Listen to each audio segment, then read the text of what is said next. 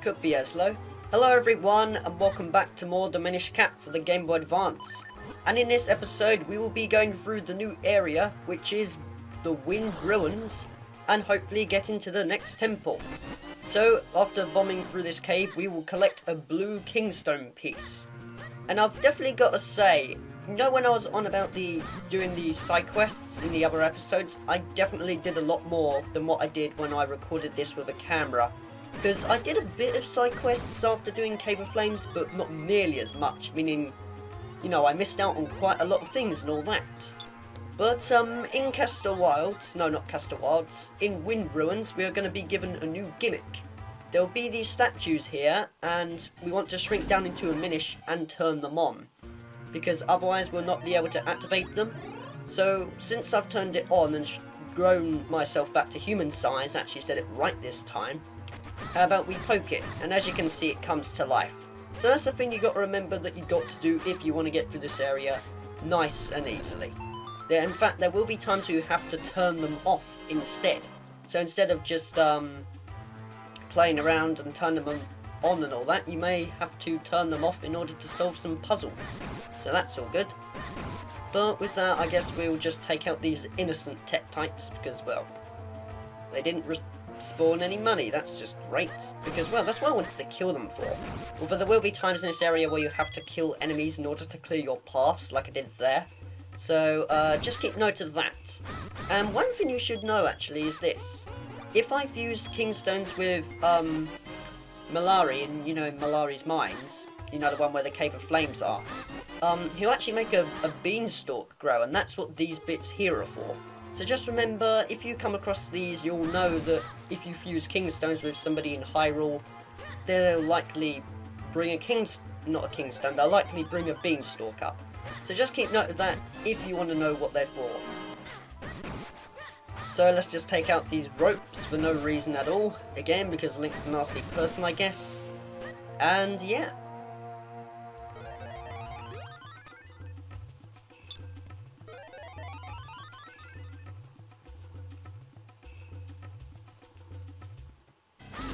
Okay, I know, really, this is the same music, just like in Castor Wilds, but honestly, I really like this song, as it gives it a lot of atmosphere. It makes me feel like I'm in a swamp and all that.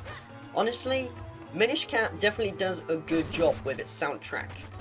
Because, you know, it's all got orchestras and all that, especially the final boss theme. If you ask me, actually, this game could have been really good.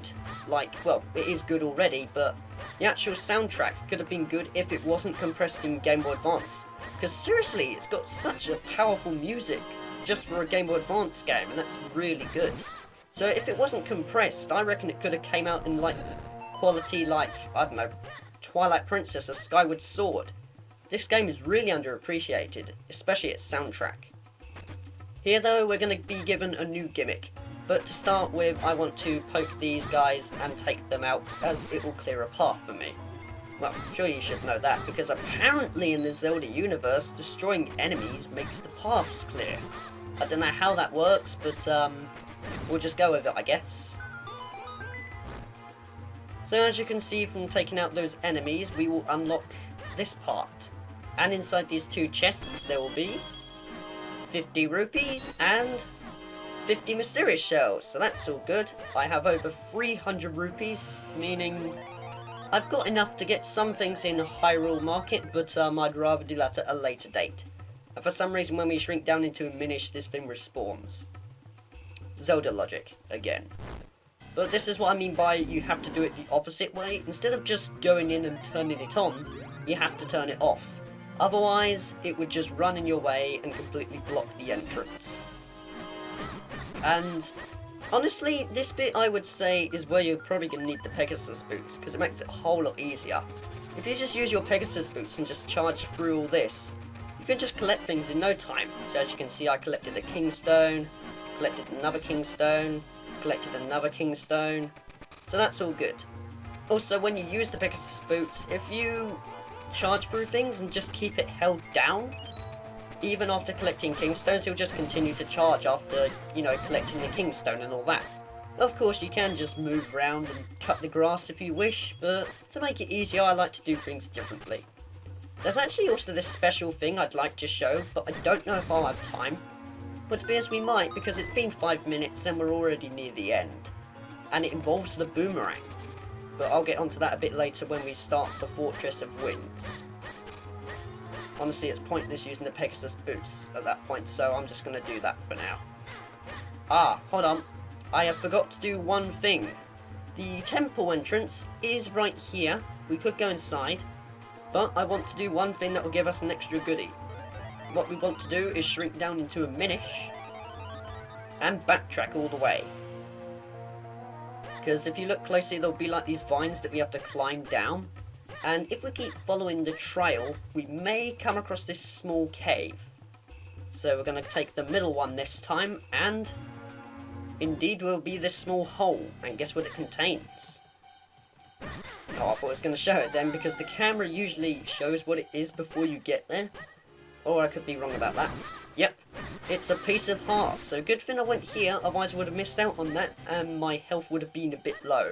Because honestly, in my practice file, I've cleared the temple, and I've got over like 11 heart containers, so it definitely helps out if you're going to collect heart pieces along the way, you know, when you go to temples and all that. But with that, I guess I'll just cut back to the entrance of the temple. See you guys in a bit.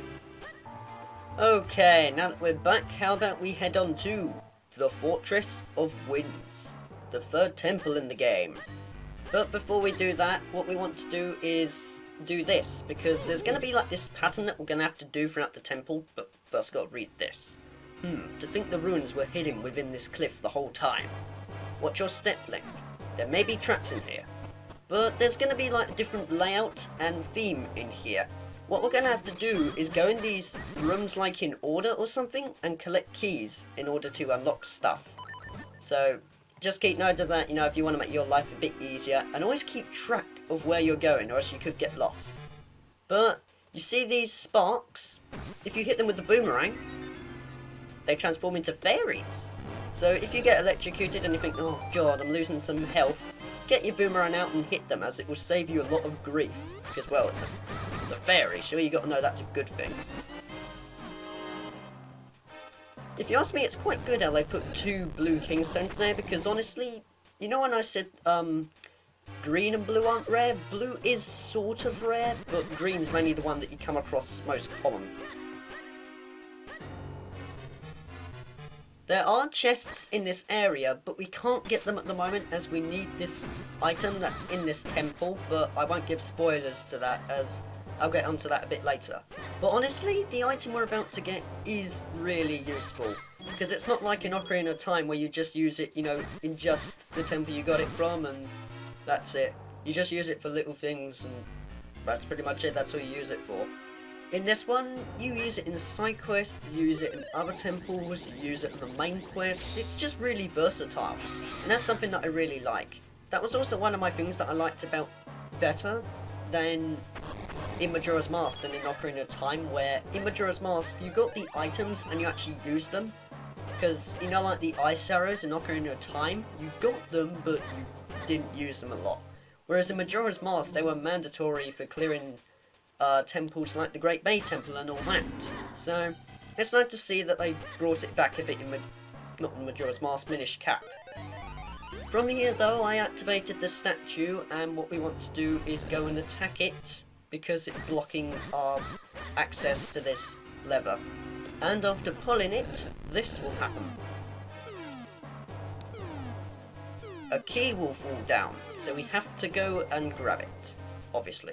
Sorry about that, I had a bit of an interruption right there, but I want to shrink myself back down to Minish, because we may have seen the key fall down to the bottom, but we want to shrink down to a Minish first and go down there, because this will happen. And this is one thing I don't get in the game. When you fall down as a Minish, look how fast we fall down. Apparently with us being smaller, it makes us heavier. Zelda logic, once again. That's pretty much all I can say. But that's why I wanted to shrink down to a Minish, because if we missed this, we would have missed out on a piece of heart. And now I just need to collect one more to increase my life energy. But I'm pretty sure you know that. And I got hit there, so I'm going to use my boomerang to get the fairy. Well, actually, you know what? Yeah, I'm going to do that. When I hit him, I'm going to switch to my empty bottle and capture a fairy. So just remember, if you have some empty bottles and there's a couple of those sparks, hit them with the boomerang and just catch a load of fairies, because it will help you out. And before we go into the centre, I want to go to the left one this time, because we could go to the centre one and go further, but there are 2 doors and we need 2 keys, but I'm being condescending again. So we just got the first key, and in this one there will be the second one, so I want to do that first before we progress on. And of course this is where we're probably going to use the bow and arrow. So I want to equip that and hit the eye with it, because it will open the door. But I'm being condescending again, that's just great. In this part though, we will come across these enemies, and I didn't really have time to talk about them, but they're actually called stealthos. Well, to be honest, some people say stealthos, I say stealthots. But I just thought I'd say it that way in case you got confused with what I was saying and all that. And in this room we will come across a load of rupees, but you want to be careful with some of them, as they will contain rupee likes. So just be wary of what you're about to collect. So there may be a red rupee, but... oh, hold on. I'm going to get my boomerang out and capture the fairy, just for safety measures, I guess. There may be a red rupee, but if you strike it with your sword, it'll reveal that it's a red rupee like. And of course, you know, killing it, you'll just get red rupees back, so it's not the end if you destroy it and get captured. Because honestly, if you destroy it after getting captured, you just get all your money back. So that's all good.